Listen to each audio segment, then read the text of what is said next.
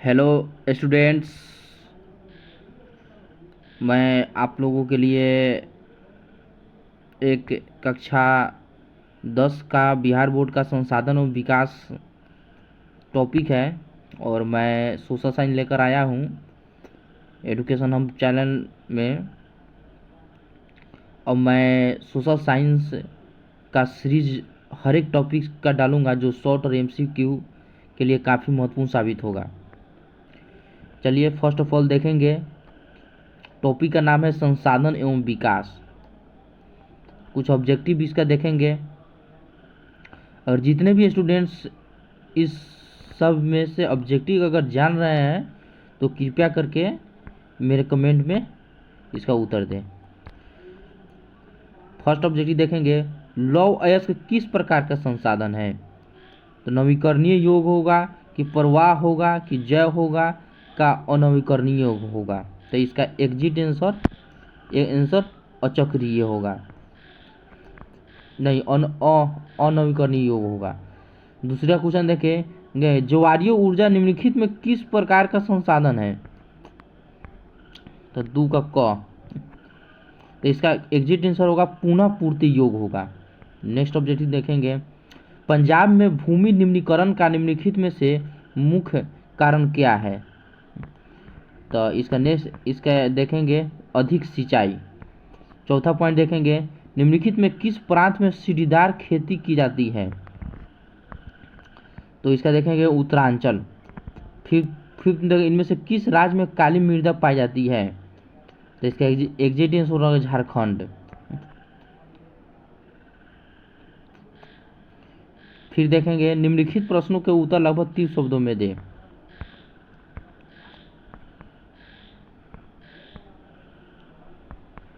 प्रश्न है इसका, 3 राज्यों का नाम बताया जहां काली मृदा पाई जाती है, इस पर मुख्य रूप से कौन सी फसल उगाई जाती है? तो इसका एग्जिट उत्तर काली मृदा का रंग काला होता है, इन्हें रेगुर भी कहते हैं। ये लाभजनक शैली से बनती है। ये मृदाएं महाराष्ट्र, सौराष्ट्र, मालवा, मध्य प्रदेश और छत्तीसगढ़ के पठार पर पाई जाती है। काली मृदा कपास की खेती के लिए ऊंची समझी जाती है, इसे काली कपास मृदा के नाम से भी जाना जाता है। फिर दूसरी का देखेंगे, पूर्वी तट के नदी डेल्टाओं पर किस प्रकार की मृदा पाई जाती है? इस प्रकार की मृदा के 3 मुख्य विशेषताएं क्या है? तो इसका उत्तर होगा, पूर्वी तट के नदियां डेल्टाओं पर जलोढ़ मृदा पाई जाती है। इस जलोढ़ मृदा की प्रमुख विशेषताएं निम्नलिखित है। फर्स्ट देखेंगे, यह मृदा हिमालय के 3 महत्वपूर्ण नदियां तंत्रों सिंधु, गंगा, ब्रह्मपुत्र नदियों द्वारा लाए गए निक्षेपों से बनी है। दूसरी का पॉइंट देखेंगे, जलोढ़ मृदा में रेत, सिल्ट और मिट्टी के विभिन्न अनुपात पाए जाते हैं, जिससे हम नदी के मुहाने से घाटी में ऊपर की ओर जाते हैं। मृदा के कोनों की आकार बढ़ता चला जाता है। जलोढ़, तीसरा पॉइंट, जलोढ़ मृदा बहुत उपजाऊ होती है।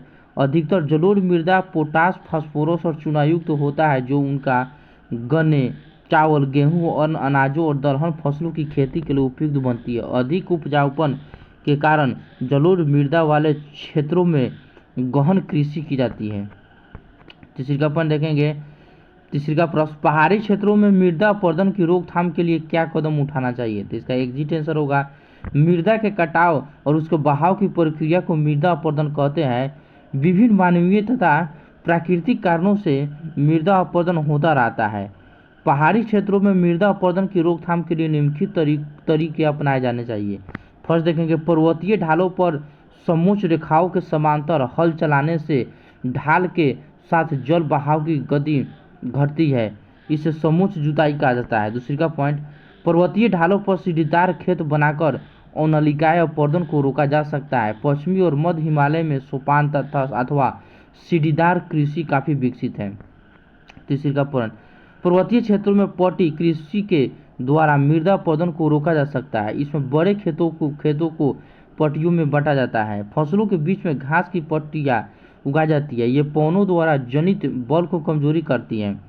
पर्वतीय ढालों पर बांध बनाकर जल प्रवाह को समुचित ढंग से खेती के क्रम में लाया जा सकता है। मृदा रोधक बांध अवनलिकाओं के फैलाव को रोकती है।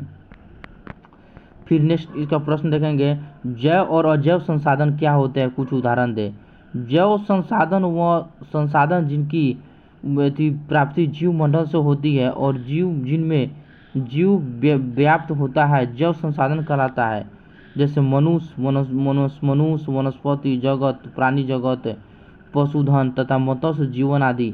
अजैव संसाधन वे सारे संसाधन जो निर्जीव वस्तु से बने हैं अजैव संसाधन कहलाते हैं, जैसे चट्टानें और धातुएं। निम्नलिखित प्रश्नों के उत्तर लगभग 120 शब्दों में दें। भारत में भूमि उपयोग प्रारूप का वर्णन करें। वर्ष 1960 से 61 से वन के अंतर्गत क्षेत्र में महत्वपूर्ण वृद्धि नहीं है, इसकी क्या कारण है? तो इसका उत्तर होगा, उत्तर भारत में भूमि का उपयोग अलग अलग प्रकार के कार्यों में किया जा सकता है। कुल भूमि से 93% भोग के ही उपयोग का आंकड़ा उपलब्ध है। कुल प्राप्त भूमि में 46.6% भूमि शुद्ध बोए और क्षेत्र के अंतर्गत आती है। 22.5% भूमि पर वन है। 13.38% भूमि बंजर है। कृषि आयोग भूमि है। 7.7% भूमि प्रतिभूमि है। 4.8% भूमि पर चारागाह और बागान है। 4.6% बंजर भूमि है। वर्ष 1960 से 61 से वन के अंतर्गत क्षेत्र में वृद्धि तो हुई है, किंतु वह वृद्धि बहुत मामूली है। राष्ट्रीय वन नीति के अनुसार 33% भूमि पर वन होने चाहिए, किंतु भारत में बढ़ती जनसंख्या, अधिक औद्योगिकरण आदि के कारण निरंतर वनों के कटाव से वन भूमि में अधिक वृद्धि नहीं हो पाई है। लगातार भूभाग के कारण भू संसाधनों का निम्नीकरण हो रहा है। अधिक वन पर्यावरण को संतुलित करते हैं, मृदा अपरदन को रोकते हैं तथा भूमि की निम्नीकरण से बचाते हैं। इसलिए अधिक से अधिक वृक्ष लगाकर वनों के प्रतिशत को बढ़ाना जरूरी है। नेक्स्ट प्रश्न देखेंगे, अपने आसपास के क्षेत्र में संसाधनों के उपयोग और संरक्षण को दर्शाते हुए एक परियोजना तैयार करें। विद्यार्थी इस परियोजनाओं को स्वयं करें। एक होगा,